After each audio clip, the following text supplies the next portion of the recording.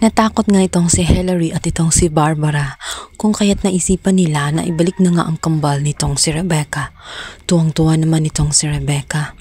Dahil yun lamang ang kanyang pinakahinihiling, hindi na nga niya kakasuhan pa itong si Aurora sa oras na mabalik ang kanyang kambal. Ngunit sinabi ni Jericho na kahit niya hindi kasuhan itong si Aurora ay hindi pa rin siya makakasigurado kung tutupad sa mga condition itong si Aurora.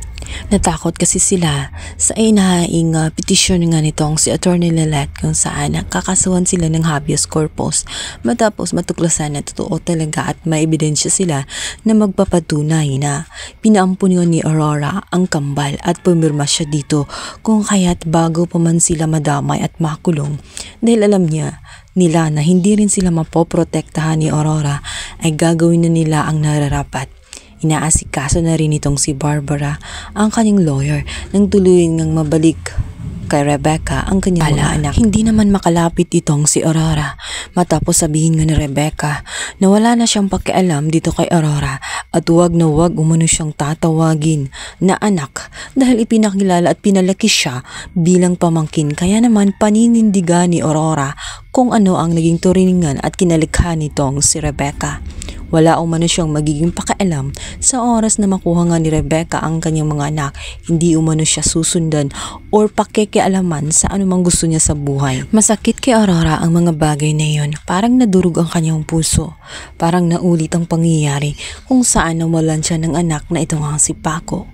Kung kaya't nakatingin lamang siya sa malayo habang niyayakap nitong si Rebecca, itong si Hillary at Barbara kung saan sinabi na nga na ibabalik na ang kambal.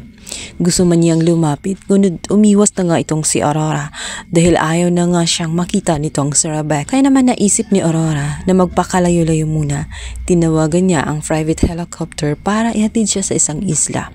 Dito naman ay magkukunwari naman itong si Galban at sasamahan siya. Kunwari concern. Ngunit may ibang motibo itong si Galban sapagkat nakaplano nila nitong si George kung saan kukunin nga ang anak nito at sisiguraduhin na hindi pa bumalik itong si Aurora. At maisagawa na nga ni George ang kanyang mga plano kung saan na nakawin nga ang baby. Nang sa ganoon, walang hahadlang sa mga plano nga ni George dahil mahal na mahal ni Aurora ang anak nitong si Sam dahil apo niya ito at pinangangalagaan niya itong si Sam. Ang mali naman ni Sam, naniwala siya na kaibigan niya itong si George ngunit magtataksil din pala sa kanya at matatapos din ang kanilang samahan dahil sa kagustuhan ni George na makapaghiganti dito kay Sam. Sinisi niya si Sam sa pagkawalan ng kanyang bibi at ang kapalit noon ay ang kanyang anak. Magigising na lamang itong si Sam. Nawala na nga ang kanyang baby at tangay-tangay na nga nitong si George. Samantala, umuugong naman ang usap-usapan sa loob ng palasyo kung saan sinadya lahat ni George ang mga pangyayari at pinagplanuhan niya talaga itong si Sam.